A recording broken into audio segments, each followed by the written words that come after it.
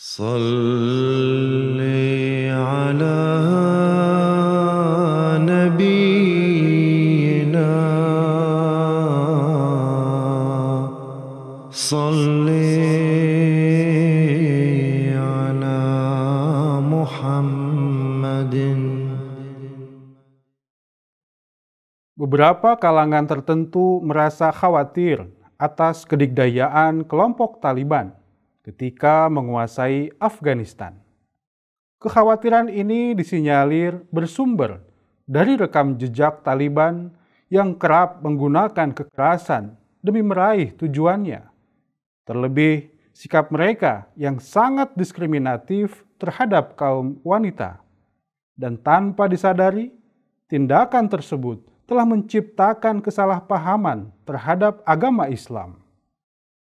Khalifah Ahmadiyah yang kelima, Hazrat Mirza Masroor Ahmad Ayyadahullahu Ta'ala binasril aziz, telah sejak lama memberikan pencerahan kepada dunia tentang kemuliaan wanita dalam perspektif agama Islam, sekaligus melakukan klarifikasi atas kesalahpahaman kepada agama Islam.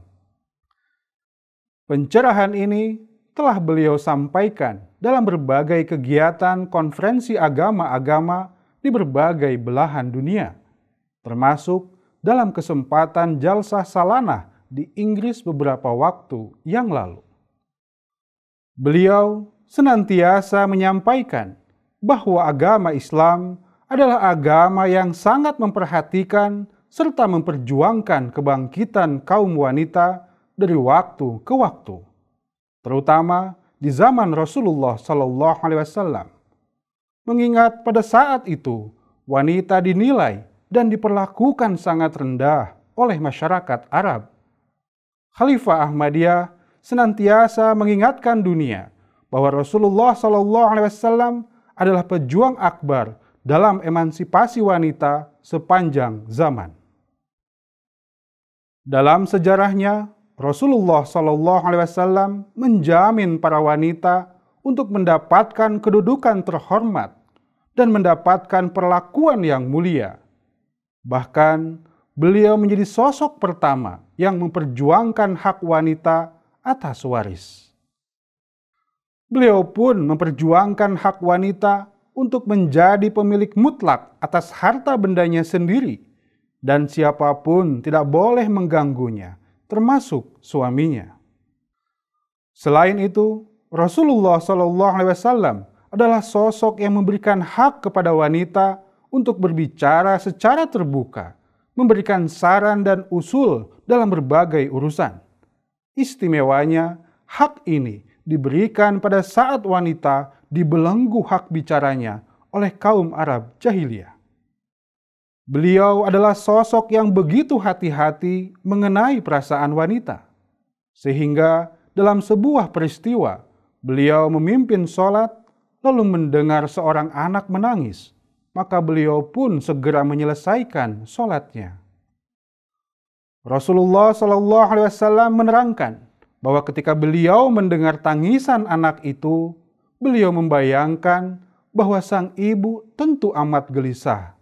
Dan oleh karenanya, beliau menyelesaikan sholat dengan cepat agar sang ibu dapat segera pergi kepada anaknya. Selain itu, jika dalam salah satu perjalanan terdapat wanita yang ikut serta bersama beliau, maka Rasulullah SAW senantiasa memberi petunjuk agar rombongan bergerak lambat dan berhenti-henti secara bertahap. Pada suatu ketika, beberapa orang laki-laki hendak berjalan cepat. Maka atas hal tersebut, Rasulullah SAW kemudian bersabda, "Perhatikan kaca, perhatikan kaca." Maksudnya, beliau ingatkan kaum lelaki bahwa ada wanita dalam rombongan tersebut.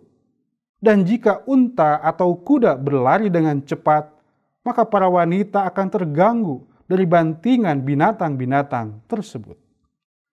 Sesaat sebelum Rasulullah SAW wafat, salah satu dari perintah beliau yang ditujukan kepada kaum muslimin dan begitu ditekankan adalah mereka hendaknya senantiasa memperlakukan wanita dengan baik dan penuh kasih sayang.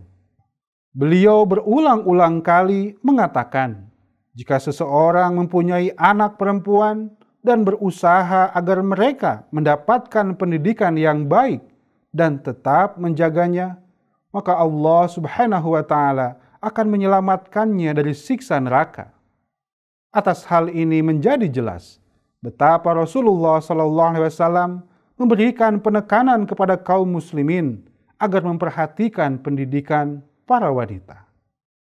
Ketegasan Rasulullah SAW terkait kemuliaan wanita adalah melalui sebuah ucapannya yang monumental, di mana beliau bersabda, surga berada di bawah telapak kaki ibu. Sabda ini menjadi sebuah isyarat bahwa kehormatan dan kemuliaan dunia serta akhirat berada dalam peran wanita. Selain itu, Rasulullah SAW memberikan perhatiannya kepada para wanita, khususnya yang telah berumah tangga. Namun, karena kondisi tertentu tidak mendapatkan kecocokan dengan suaminya, maka beliau memberikan izin untuk mengakhiri pernikahannya melalui hak khula, yakni untuk bercerai. Perhatian Rasulullah SAW ini sungguh di luar tradisi kaum Arab dan menjadi isyarat kesetaraan wanita dan pria. Adapun jika laki-laki yang menggunakan hak cerainya, maka mereka harus memperlakukan wanita secara baik dan adil. Jika mereka diperlakukan tidak adil, maka hal itu sangatlah kejam, dan Allah Subhanahu wa Ta'ala akan menghukum kekejaman mereka. Adapun terkait izin menikah atas 4 orang istri, Khalifah Ahmadiyah mengingatkan bahwa izin ini hanya diperbolehkan dalam situasi tertentu dan bukan merupakan perintah. Untuk memanfaatkan izin ini, beberapa kondisi telah ditetapkan. Dan jika syarat-syarat tersebut tidak terpenuhi, maka seorang laki-laki tidak memiliki izin untuk melakukannya. Adapun ketika seorang laki-laki melakukan pernikahan lebih dari 1 kali, maka keadilan dalam memperlakukan istri menjadi hal yang sangat penting dan wajib dilakukan.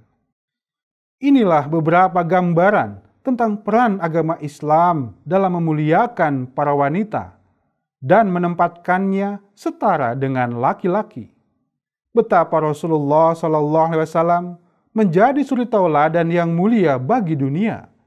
Adapun mereka yang bertindak bertentangan dengan ajaran Rasulullah SAW, maka sejatinya mereka tidak memiliki ikatan dengan Rasulullah SAW.